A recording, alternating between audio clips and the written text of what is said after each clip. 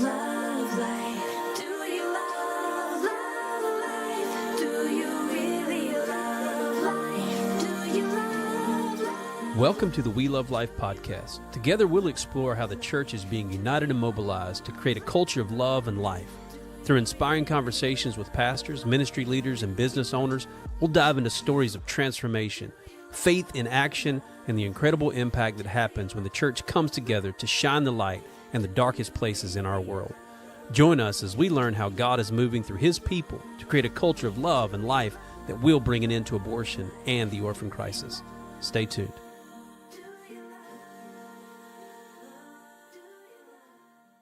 Welcome back to the We Love Life podcast. I am Daniel Parks, the executive director here at Love Life, and I'm honored and blessed to bring you guys this episode as a ministry. We feel like these We Love Life podcast episodes are a blessing to the body of Christ. We want to see the church united and mobilized, and want to be an encouragement to you guys. So with that, we would encourage you guys, if you're encouraged by this episode, whether you're watching or whether you're listening, to like and subscribe. If you're listening on YouTube, watching on YouTube, subscribe to our channel. You can see all kinds of cool stuff God's doing through the ministry on our YouTube channel. If you're listening, you can share this in whatever format you're listening, whatever format you're watching. There's ways to share. So please share this content because we think it will be super encouraging. So as I mentioned, my name is Daniel Parks. I'm joined by my co-host, Brian Ottinger. How's it going, brother? It's going very well, man. I noticed that you got a special shirt on today. Yeah, I do, man. This is a special limited edition Love Life shirt. We love life. Yeah. And it's good, man. Yeah, I like it. Wait, I got Feels the good. shirt on. I know. Yeah. It's How about looking that? pretty spiffy, bro. You're looking like well, I think you tried to copy me because you know I'm awesome. And you wanted to be awesome too, so you got one of the shirts. Well, we got the memo. Yeah, we did get the memo. So what is the memo? What's the reason for these shirts? So these shirts are our Youth for Life shirts. We had a special run of these tie-dye shirts for Youth for Life. Youth for Life is coming up in September, so a couple of months away. Yeah, But we September really wanted to 13th. get it out. Yep, September the 13th. But we really want to start encouraging youth to show up. Our last guest, so we did the episode, which should have come out last week, the week after, or the week before this episode comes out. We had Dennis Serfate on, who was a baseball player, and pretty amazing testimony of God using him. And he mentioned something at the end about the youth rising up and about, our kids really taking ownership of sharing the gospel and impacting the culture for life. And I really do believe that in the past, but I believe for sure this year and in the future that God is using this next generation to really be the generation that will bring it into abortion. So I'm excited about Youth for Life this year. Yeah. And I hope that those who are listening, you put it on your calendar. Whether you're a youth or not, you're welcome. But if you have kids, if you're a youth pastor, bringing your youth group out to the Youth for Life prayer walk. They're happening in 25 plus cities across the United States of America. We'll have information out about what all of the cities are. Certainly here in Charlotte, we're going to have a big Youth for Life prayer walk. It's going to be amazing. And then all of our other cities across the nation, in California and Washington Everywhere. State, Chicago, New York. It's going to be pretty amazing. Yeah, and if you come to that prayer walk, you get this T-shirt. Yep. So Absolutely. I want you to be a part of that.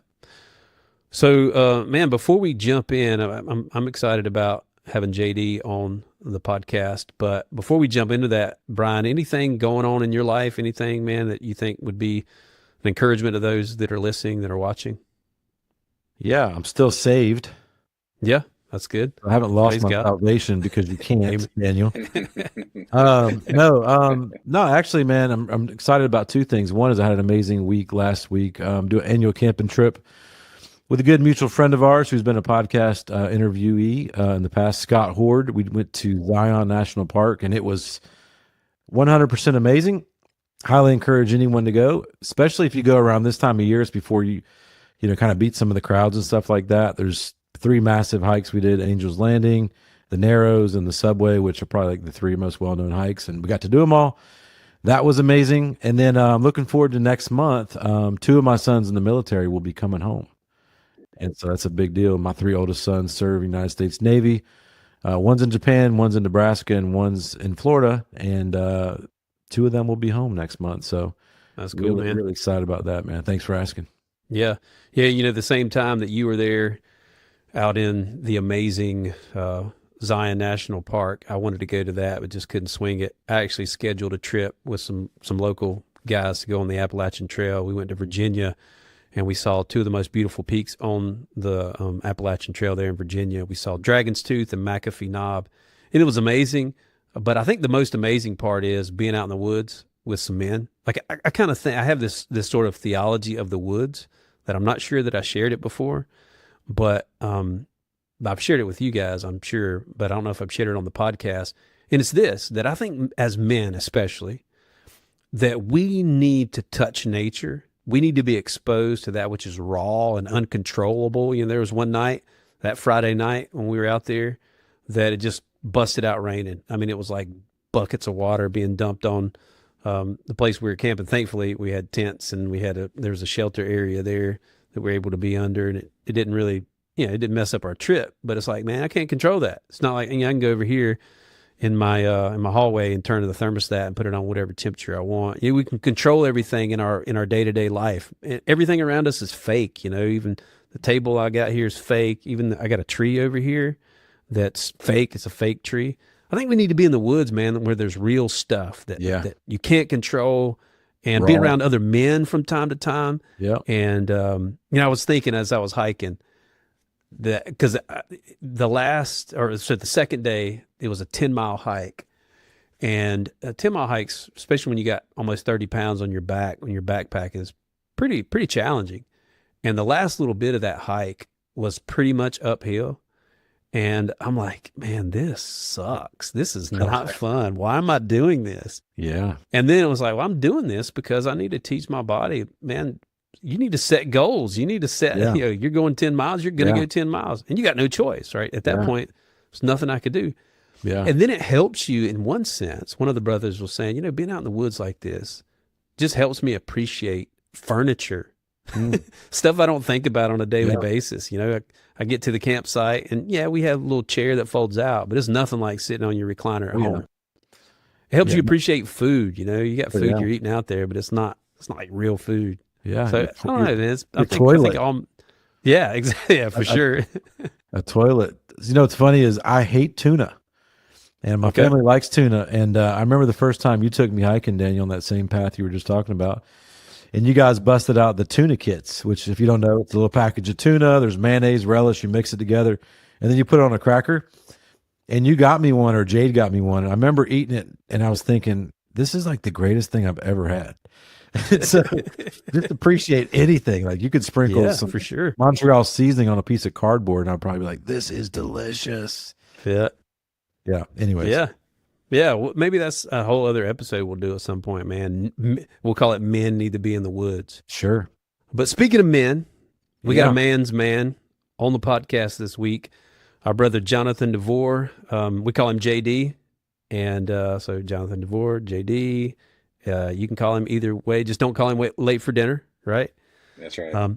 But JD is our Charlotte city director. He's been city director here in Charlotte since, is it 2021? Yeah, April 2021. Yep. Yeah. So this brother's been really grinding here in Charlotte, meeting with pastors, and so we're going to talk a little bit about just the heart that JD has. All of our city directors, their main job is to love pastors, to connect with pastors. Our job as a ministry is to unite and mobilize the church, and you can't mobilize the church without getting the shepherds. And he's got a real shepherd's heart himself and a heart for the shepherds. So we're going to talk a little bit about that. But JD, just real quick, introduce yourself, your family, and then after that, I want to dive into your testimony because it ties into the issue of life and how God called you into this mission. But share a little bit about your family. Sure. Yeah, I'm married to Bethany Devore. We celebrate 17 years of marriage coming up, actually June 7th of this year. So only, about a week or so away, which is exciting. 17 years, so it's by God's grace. That we're together, and he's just he's been so gracious for me to allow me to marry Bethany. And we have two children as well. Ellie, which is 13, so we have a 13-year-old teenager in the home now, It's exciting, challenging, but it's an absolute blessing.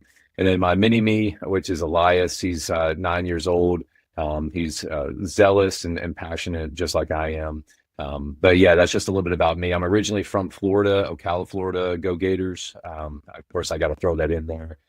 Three-time basketball and three-time football champion. So I just got to throw that in there. Only university actually across the country that can say that.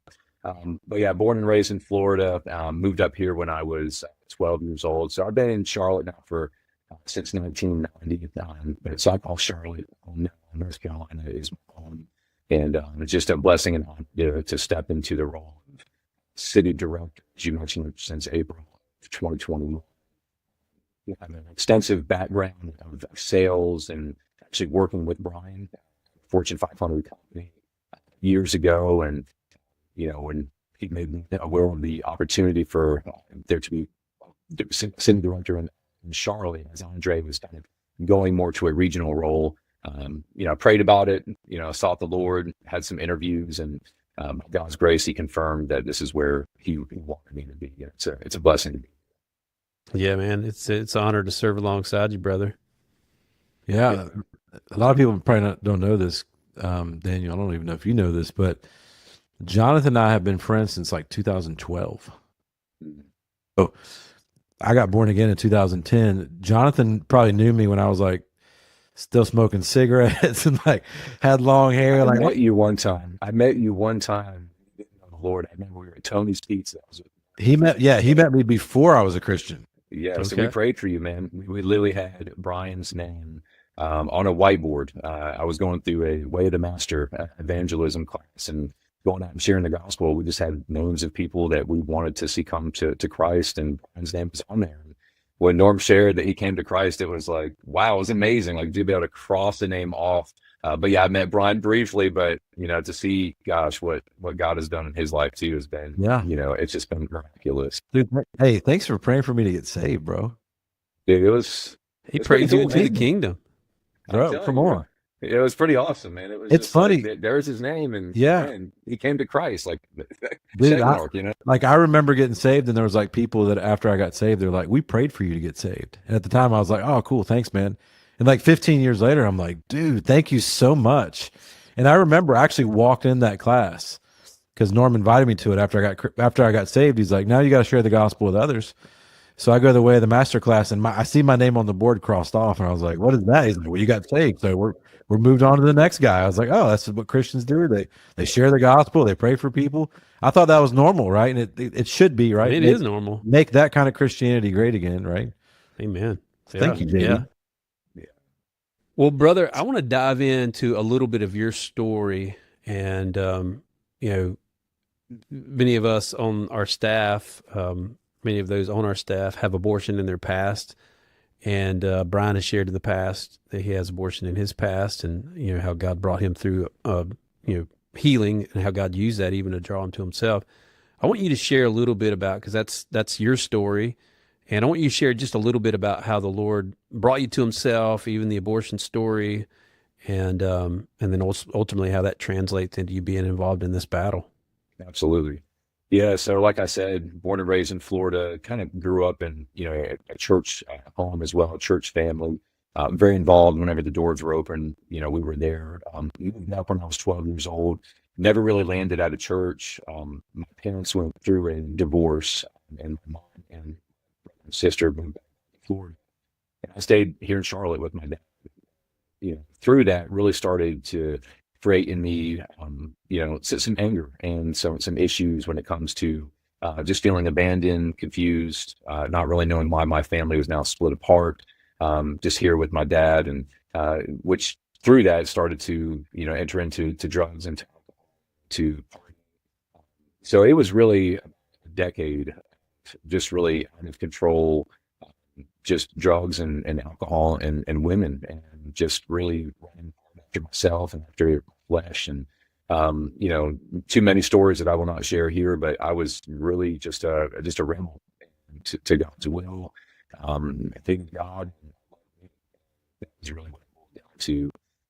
And back in January of 2000, I was dating a girl. We were together for a couple of years, and I remember it was a snowstorm that hit Charlotte. And back in January of 2000, it was not just a normal snowstorm, but it hit like Matthews with like 18 inches or something. It was between 12 and 18 inches. It was a huge snowfall that took place over Charlotte. It shut everything down for a week. And I remember the exact moment that we got pregnant. And I remember even thinking to myself, I said, I think she's going to be pregnant. And let alone she was. And from that, because I didn't know Christ and because I didn't know him as my Lord and also my Savior, and I wasn't in him, I didn't have godly convictions. I was very apathetic, very complacent, sitting by idly, really, and just letting her make the decision of what she wanted to do. And so in that moment, instead of being the man that God really would desire me to be and to stand for life and for truth and for righteousness and to do the right thing in his sight, even in the midst of, having a baby out of wedlock, I chose just to be apathetic. And I just told her, whatever decision you want to make is fine with me. If you want to have the baby, we'll have the baby. If you want to have the abortion, I'll support that decision and we'll have the abortion. And after some thinking and contemplating, she decided to have the abortion. And I remember getting into my car. I picked her up, and I remember we scheduled the abortion, drove her down to Hebron, which was here in Charlotte, and I'll share that here in a second. But here, we drove down to Hebron, and I remember driving her there, opened up her door, everything else, walked her inside. I remember still the look of that place. I remember the feel of that place. I remember the colors of the floors. I remember just feeling a darkness in that place. And I remember she went through the abortion. Afterwards, she hardly said two words to me on the way home. She said she wanted to be alone. I dropped her off. This tore our relationship apart. She became extremely depressed as well. And it never really registered to me because, again, I was just kind of like, hey, I support your decision, what's going on.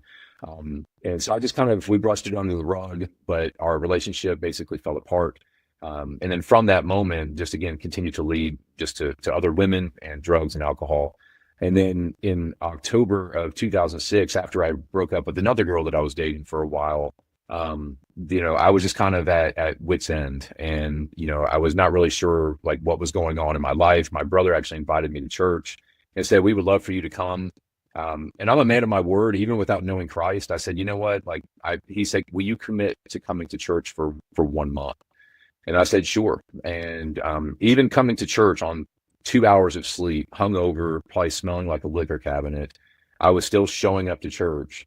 And again, sitting right on the front row, like that's where they would sit. I went right to the front row week after week after week.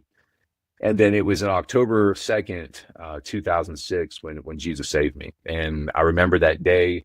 I remember hearing the gospel, and things were just, it was making, the Lord was really working on me, and it was making sense. My sin was being exposed for what it was. And Yeah. I realized, man, I lived a life of rebellion and sin, and I was in big trouble. Like I had no hope. I needed a savior. Like all the things that he was mentioning, like, yeah, I was a liar. I broke God's law. Like I was, blasphemed God's name. And, I was an adulterer. I lusted with my heart and my eyes and everything, just all of it. I was like, man, I'm in big trouble. And I remember going down to the altar that morning, and I confessed Christ as Lord. And I just decided from that point to really follow him and to abandon my ways. And he truly gave me a new desires.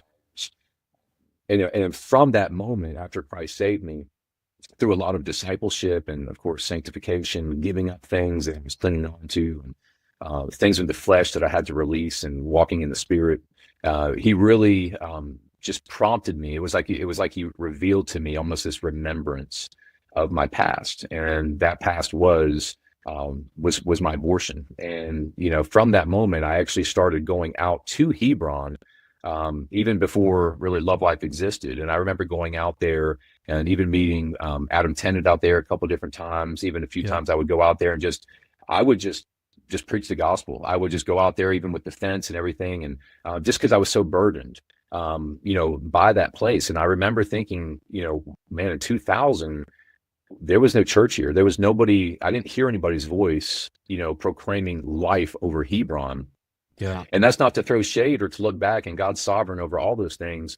But it made me just realize, like, man, I'm called to be a voice for the voiceless. Like, this was my son or my daughter. And it was burdening me. But through that season came a deep healing that I needed. And I knew that Christ has forgiven me, for that abortion. And by God's grace, even through the midst of all that, and help me walking with Him, man, years ago, I just want to share with everybody that can hear, is that, man, that abortion center in Hebron where I had that abortion, that place shut down, Yeah. and that is super encouraging when you know the place where you were a part of taking the life of your own child.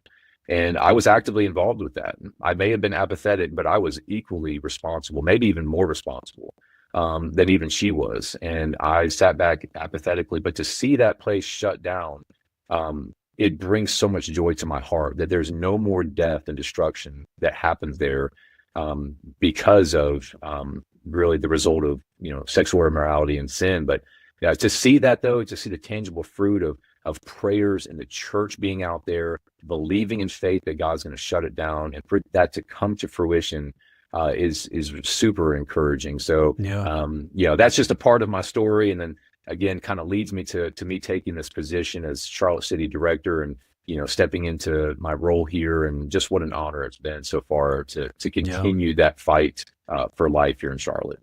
Yeah. It's amazing. That's actually the abortion clinic that I first went to. That's how the Lord called me into this battle back in 2005.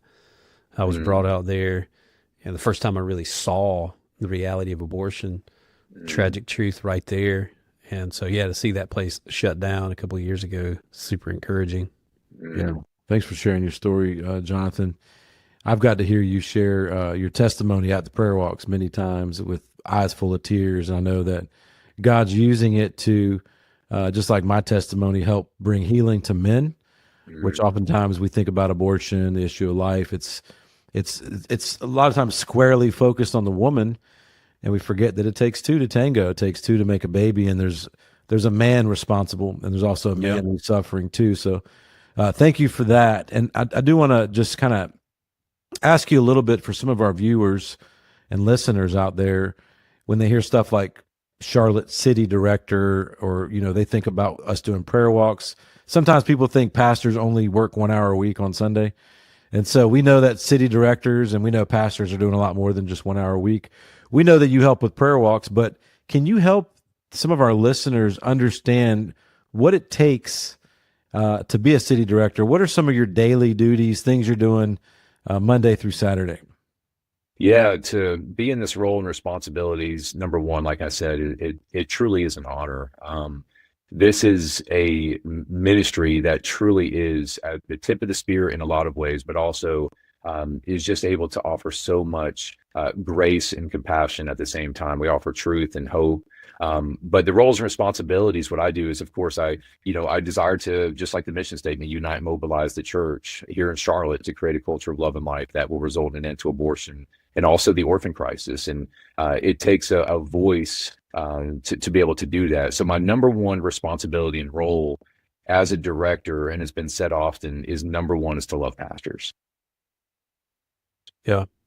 Number one, above everything else. Like, I have to engage with pastors, the under shepherds of the church, and love them well. And then through that will truly come uniting and mobilizing the people of God. So, being able to, of course, lead them. In fact, today in Charlotte, just to kind of give an example, I met a pastor for a 1 hour journey out on Latrobe Drive. And it was just an awesome time. His eyes were really opened and exposed to the tragic truth. He's never been there before. We spent 1 hour together, and I shared the mission and vision of Love Life. I shared the tragic truth about abortion. Was able to share baby features. We were able to go across the street. We spent time in prayer. We were able to go on the health pregnancy mobile ultrasound unit as well. We were really able to spend that 1 hour and just show him, what it's like. And this place is real. This is happening in our city. There's broken walls in our city that need to be repaired.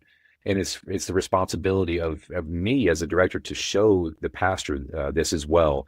And another part of it too is meeting with financial partners, our volunteers, whether that's prayer walk volunteers, sidewalk volunteers, mentors, restored life reps, prayer team, meeting with people at prayer walks, and also me leading and executing these monthly prayer walks, which has been such a huge blessing to be able to see the church come out to a place like an abortion center to walk, and then for me to essentially help lead that. But really, in a lot of ways, I'm really not leading. I say that to pastors, like, I'm just here to support you guys. Like, you all are actually the ones who are leading this walk. You are leading the charge today. I'm just here for support. I'm here just to like lift your arms up and to support you and to help encourage you and challenge you. But yeah, that's just a couple quick roles and responsibilities. But face-to-face meetings with pastors is key. Network meetings, getting in front of as many pastors as you can, because they truly are, of course, the under shepherds of the church, and they're the one who is really driving the force behind Love Life. Yeah, man. Thanks for sharing that. I know a lot of people, when I meet with people across the nation from other ministries and stuff, they're kind of amazed at like the response we get from churches and pastors. Like, a lot of times we see organizations, very well intended, they kind of position themselves as the experts, and they're asking the church for money so that they can go do the thing that they feel like God's called them to. Where our ministry is kind of inverted. It's like, we're here to equip the pastors and the churches to do the work, which I really think is the more biblical model. And so if you could just help our listeners understand, right, there's varying degrees of pastors who are some ready to jump on board the minute they hear it's pro-life, it's against abortion, and there's some that take a while. So what would your approach be if you're in a group of maybe, say, 10 pastors, and 3 are ready and 3 are like not quite ready, and then 3 are like, not right now? Like, how would you respond to those 3 different groups? Yeah, so the way I approach those is, of course, a little bit different. So the 3 that are ready to go, I immediately go to a church adoption week. And what that church adoption week, if this is your first time hearing about Love Life, is it's really an adoption week that is set apart for really, it's really a sanctity of life week. You have the Hear, Pray, Glow, and Connect pillars of that week, to where a pastor will preach a sanctity of human life sermon, or they will somehow present Love Life. They'll share it with the congregation. They'll pray and fast on Wednesday. And hopefully by the Sunday launch, you'll have a good turnout for the go piece for the prayer walk, and then of course Connect. So I'm immediately presenting that to them and getting them on the calendar right away. If they're all in and they're ready to pull the trigger, I'm going through the calendar. In fact, today, the pastor that was out there with me, I looked at the calendar with him. He said, "Man, I can see that you guys are wanting to see this come to an end." I alleviated some concerns that he had, and he was totally on board. He said, "Man, put me down for August." He's like, "You can count on me for," and so I got him locked in right then and there. So if you have some that are maybe on the fence and so forth, I always try to give a follow-up plan, and I let them know, is it okay if I follow up with you in a week? Is that enough time for you to go back to your elders, to go back to your team, to get a final answer? Just talk through what those next steps. Would you mind if I reach out to you? Because if you don't, and you leave things there just kind of, abruptly, and there's no plan after that, it's hard to get them back. But if you can get them to verbally commit that, yeah, absolutely, JD, if you want to call me back in a week, or, hey, do you mind if I call you back by May 31st? Would that be okay with you? Sure, that would be enough time. So those are kind of like those, you have kind of like the Sauls, the Jonathans, and the Davids, right? So you have the Davids that are all in, ready to go, the Jonathans that may need a little bit of a nudge and push. And then, of course, the Sauls, if you have another 3 out of that group that are just not really convinced, they're not really sure, I'm still going to love them the same. Like, nothing's going to change with my love for the pastors. Like that, it shouldn't change. I shouldn't look at a critical heart to these guys. They may just need a little bit more encouragement, and they may never say yes. And that's okay. I have to be okay with that. But I do my very best to present it, and I do my very best to lead them and to encourage them and to challenge them. But ultimately, and to pray for them. And that's something that's often not talked about. We need to pray for these pastors, even by name, that God will really reveal to them the urgency behind this and calling the church to action. But I'm going to continue to love them the same, regardless of the love for the pastors, whether you're a Saul, a Jonathan, or a David. The love for them needs to be the same, because they have a lot on their plate. They're dealing with a lot of things and a lot of sin, a lot of issues in the church, things that we don't even know. I heard about a pastor, he's in with us, but he just got a call yesterday that a 2-year-old in his church was diagnosed with leukemia. I mean, these are the kind of things that pastors deal with and these struggles. So regardless of where you're at in this journey, I'm going to love you, and I want you to know that I love you, and I'm here for you, and there's no pressure for me. I don't want to put an unnecessary burden or pressure, but I do want to encourage you, and I want to challenge you to get involved. So there's different ways, different varying ways that you can approach that, but love them regardless. Yeah. Speaking of Jonathan, your name is Jonathan. And I was the pastor of Convergence, and you were one of my elders, and you were always just a huge source of encouragement to me. And I know that there are many pastors who are maybe listening to this, or pastors maybe not listening, but just so the average person understands, the average pastor is under a weight that many people have no clue of. Yeah. Whether he's fighting, the battle within his own home with his children and his wife, maybe there's an estrangement there. Maybe he's taken on so much that he's running on fumes. Maybe there's people in the congregation who are slandering or backbiting, or maybe it's just the faithful pastor who is preparing a weekly sermon, who is helping shepherd people through sin. It's a heavy, heavy, heavy weight. So I really appreciate your answer. I kind of set you up because I knew you would give a good answer like that. It's like we're not in it just to get stuff from people. We say it all the time at Love Life, like, yes, we want something from them, but more than anything, we want something for them. And when we get with pastors and we get to give them this mission and give them some equipping and a track to run on, man, their churches get to come alive. And so it's a blessing to have someone like you as a city director walking alongside pastors. Jonathan, I know that you've shared stories and staff meetings about pastors who are really struggling with some things. And they confided in you and said, hey, you're one of the only few people that know this, but here's the thing, and they share it with you. And so I just want to encourage you, man, honor you in front of, Daniel, obviously in front of our listeners, but you're doing a great job. Being a city director for Love Life is difficult, no matter what city you're in. You had some pretty big shoes to fill with Andre Gonzalez, who led the flagship city, the first Love Life city here in Charlotte, and hundreds of churches on board. You had to pick up that baton and run with it. And you've done a great job, brother. So I just want to encourage you, man, keep loving pastors well, and keep being encouragement to our staff, and God's going to continue to bless you, brother.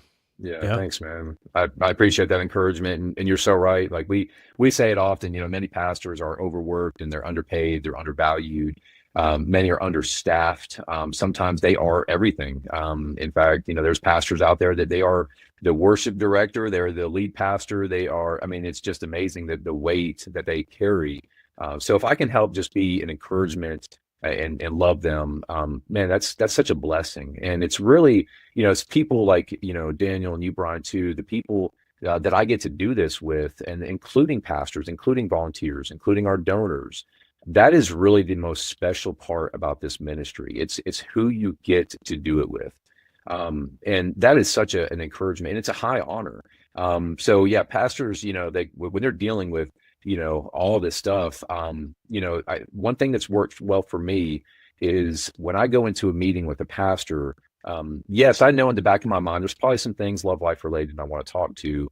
But I want to hear how that person is doing, because that may be the one opportunity that pastor may be able to just open up, like you mentioned. Pastors have opened up with some deep things before, and they've shared things. And man, I just want to be an encouragement. I want them, when they leave, I want them to actually feel deeply encouraged, and not remembering even Love Life, but man, I just feel so encouraged. I feel challenged. I feel equipped. I feel just, I feel loved. I feel cared for. And of course, Love Life stuff is talked about, but the reality is, and I say it often, people are not projects. Right. Pastors are not projects, like a means to an end. These are real people that are overseeing the church of Christ, and they carry huge burdens. And I want to do just whatever I can. First Thessalonians even 5 talks about respecting those who are in, among you and over you in the Lord, and to esteem them. So I want to be able to do that. I want to be able to esteem pastors and be kind of like a fresh wind in their sails, and encourage them and love them, and just talk and listen. ask questions and dig deep. And, kind of something I kind of made up in my own mind is I don't want to be a burden maker. I want to be a burden taker. And that's just Yeah. kind of something that I'm remembering. And I'm kind of in my own mind. It's like, I don't want to be another burden. I don't want to come in there with extra bricks for them to carry on their back. I actually want to help them take the bricks off and say, man, is there something that I can help you with? Is there something I can do? Is there anything that you just want to share with me, man? Is there anything I can do to care for you and your family? What can I do, man? I want to take those bricks off of you, man. I want when you leave this place for you to feel encouraged. I want you to feel like, man, I can actually go an extra mile today. Like I felt defeated. I felt down in the dumps. I felt, XYZ, fill in the blank. But now, because of like the meeting with JD, not because of anything that I've done, but because of the Holy Spirit working through me, that, man, I can be an encouragement, and they can walk away. Man, this has been so encouraging to me. Thank you for that. And so that's just been a huge blessing. And God's using me. It's all Him. It's all for, it's all His glory in this. But man, God's using me in that. And that is just such an honor for me to do that for these pastors. Yeah, man. I know you mentioned a lot of people don't know our language. People obviously that are part of Love Life do, but you mentioned the 1 hour journey, which for us is a 1 hour time span. We ask a pastor to come out. It's kind of like a mini prayer walk, kind of a preview of what their church would experience if they came out to one of our prayer walks for 1 hour. And we do those in all of our cities. Some city directors do them every week, some once a month or something. But you said you had a pastor that came out to a 1 hour journey yesterday and got to observe and see for the first time, and that there were some objections. And again, this is not to rag on pastors, it's just a reality. Anytime just because of wisdom, if you're looking at another ministry, a parachurch ministry, there's a lot of reason to be skeptical and ask questions. What are some of the questions, maybe not just that pastor asked, maybe share some of that, but just in general, some of the pushback that you've gotten from pastors, questions, concerns about aligning themselves with Love Life or a pro-life ministry that you've seen, that you've heard? Yeah. I would say a majority of the pastors that bring up concerns, it's never anything major, but I guess it is in a sense where, pastors, they, just like you and I, Daniel, Brian, and us, we want to see the abolition of abortion. We want to see this come to an end. And I think when pastors, you can finally sit down with, that's one of their biggest objections is like the pro-life movement versus, of course, the abolition movement. And I was telling this brother, I was like, listen, man, I can promise you this. Our mission at Love Life is to see the end of abortion. Like, we are not happy with the fact that there are 20,000 abortions happening every single week in the United States. We're not happy that under our nose that there are 500 to 600 babies that are going to lose their life in Charlotte, North Carolina this week. We are in this to mobilize the church, and we want to see an end. And I'm explaining to them, us getting into other opportunities like legalized life, that we have a desire as well to see it come to, and then even through legislation. So alleviating some of those concerns. And I think what he did when he came out there and he said, man, after I kind of had some ideas or maybe some thoughts, he's like, but man, after our 1 hour together, he's like, man, I can see that you guys really want to see an end to this. And I said, absolutely. And I said, and the reality is this, I said, we need to still offer the hope of the gospel.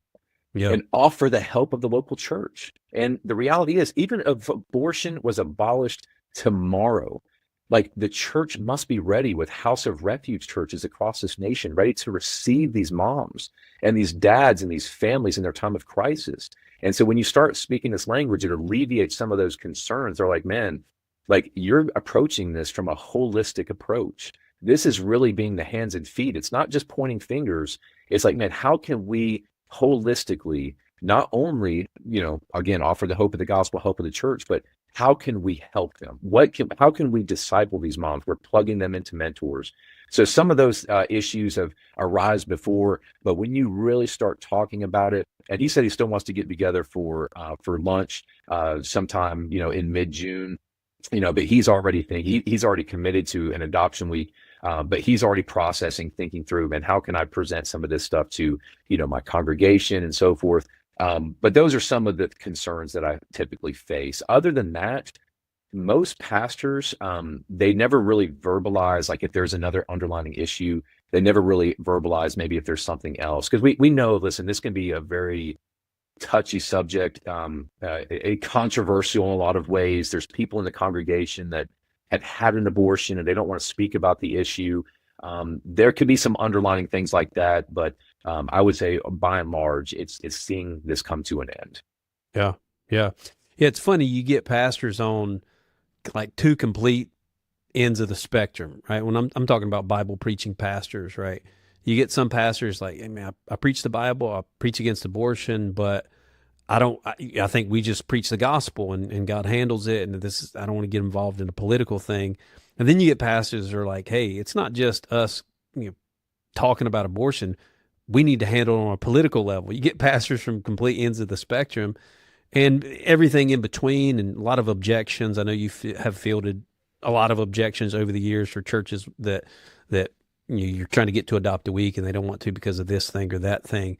But I believe the attitude and the disposition that God has given us as a ministry, not to toot our horn. I think it's all the wisdom of God and just trying to keep in tune with Him. And the heart that you have for pastors lends itself to being able to graciously answer those questions and to really bring pastors on a journey. And I think that really is the heart.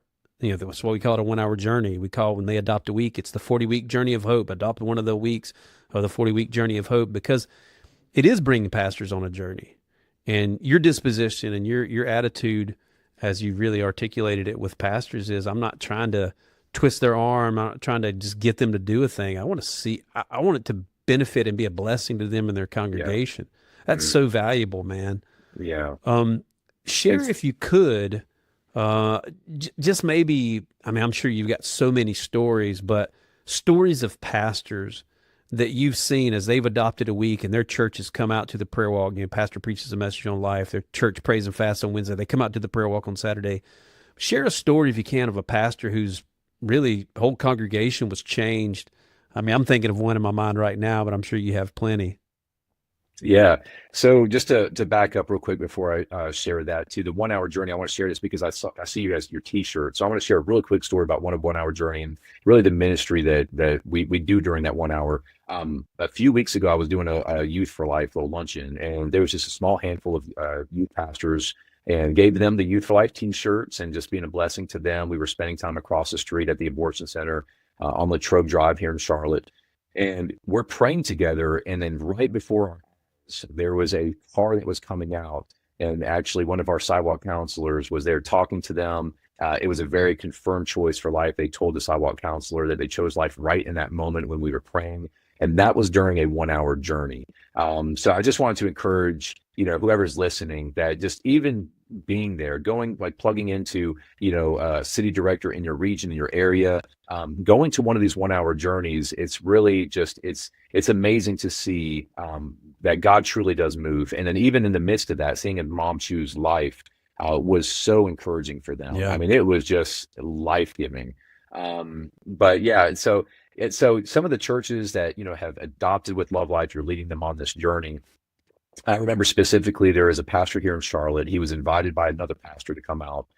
There was roughly about 10 or 12 pastors for this 1 hour journey. And it was a great time. Afterwards, I took a group of them over to Optimus Hall, and we just talked about next steps, them getting involved. It was kind of like a region of North Carolina where they could all kind of adopt the same week and come together, kind of make it more of a community event. So we're talking, they committed to it, came out.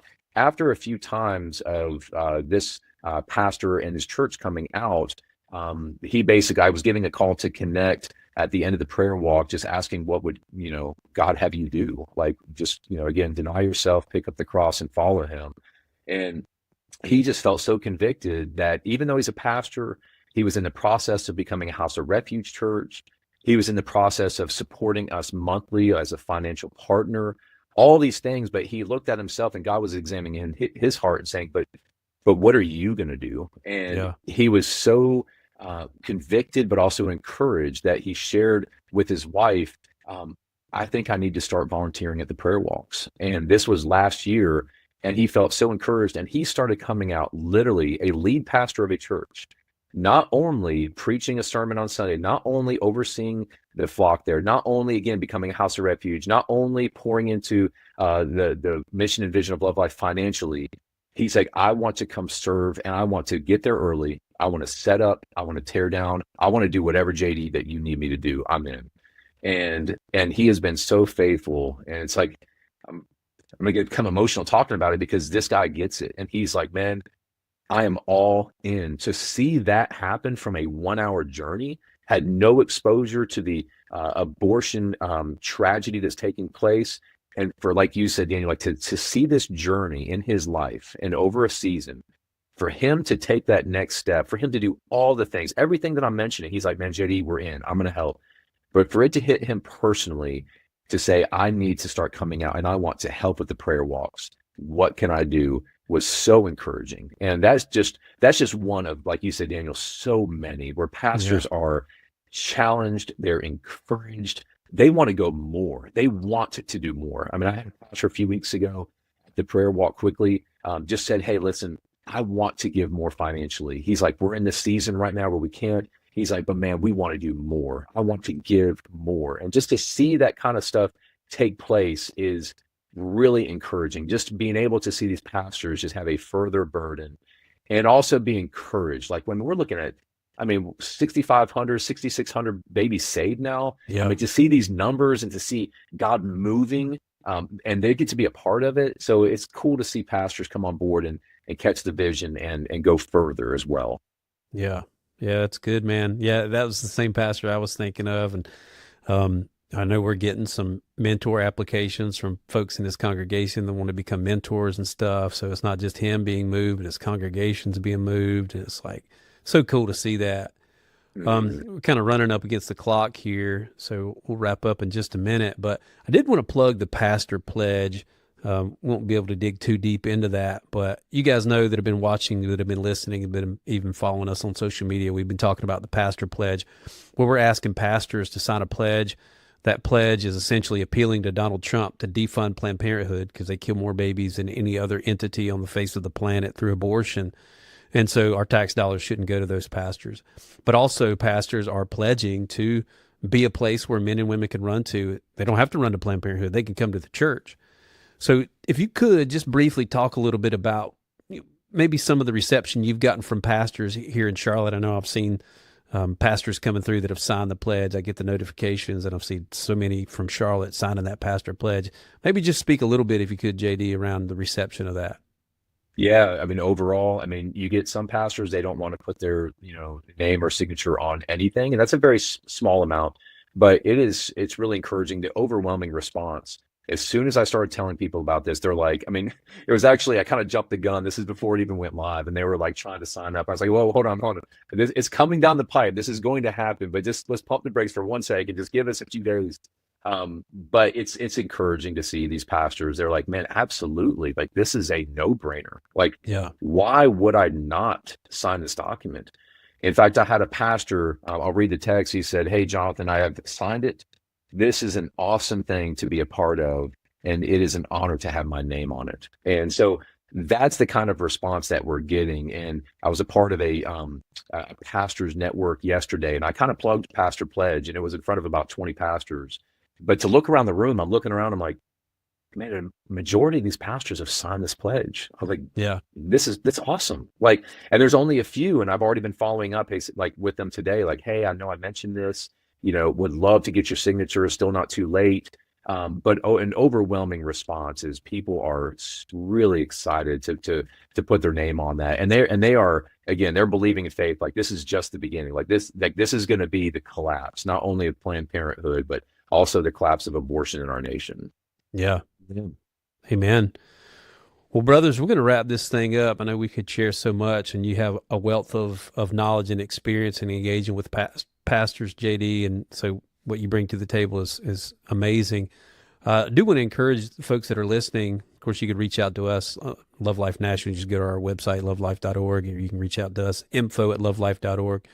But if you're local in Charlotte and you've not been to a prayer walk in Charlotte, it's our flagship city. It's where Love Life started. And the prayer walks in Charlotte are amazing. We do them the second Saturday of every month until November. And if you can just show up if you want to. Of course, we would want to get your church to adopt a week. If you can get your pastor, if you are a pastor, if you could adopt a week, reach out to JD and get connected in that way. If you just want to show up and ultimately kind of bring this back to your congregation and tell them what you experienced, show up out there on a second Saturday of the month. It's going to be amazing. And then you can actually get local information. You go on our website, lovelife.org/locations. You'll see Charlotte, but also we have a landing page there for Charlotte. So if you go to lovelife.org/Charlotte, you can see all the information as far as where the prayer walk is at, the time that it starts, and all of that stuff. So I want to encourage all of you guys that are watching and listening to take advantage of that. And with that, we'll wrap up this episode. We appreciate all of you guys listening. And until next time, God bless.